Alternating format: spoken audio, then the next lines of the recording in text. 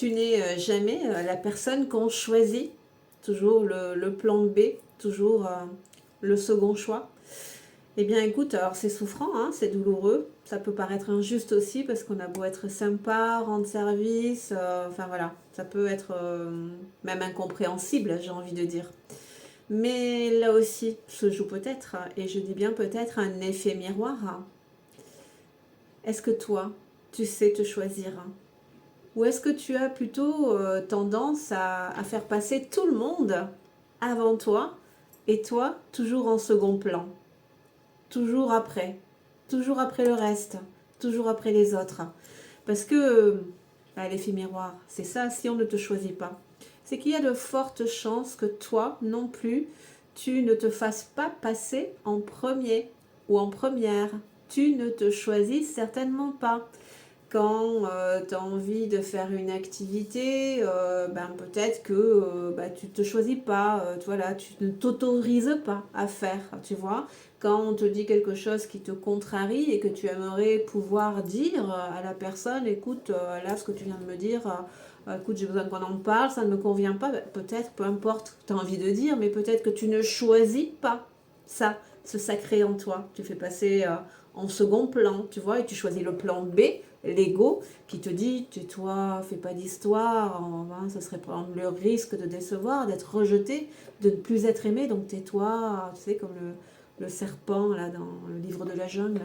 Bon, mais enfin, je fais une blague à part. Si on ne te choisit pas, si tu passes toujours en second, si tu es toujours le plan B, pose-toi peut-être cette question-là. Si toi tu ne te choisis pas, de quel droit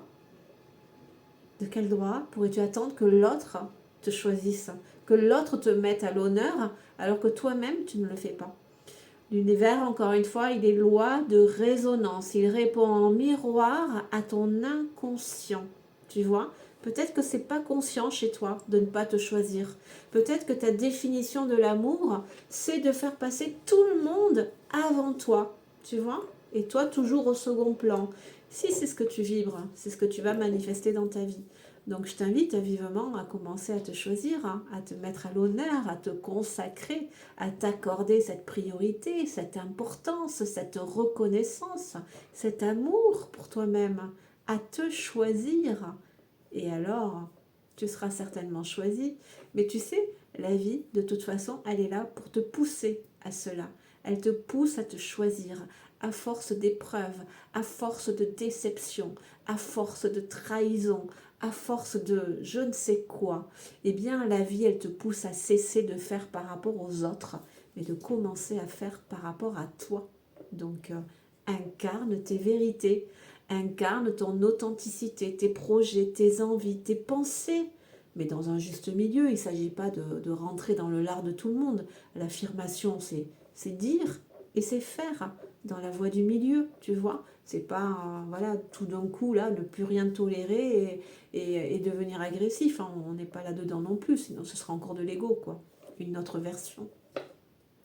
Enfin voilà les mots que j'avais envie de poser aujourd'hui. Donc sur ça, sur cela, je te souhaite une belle journée.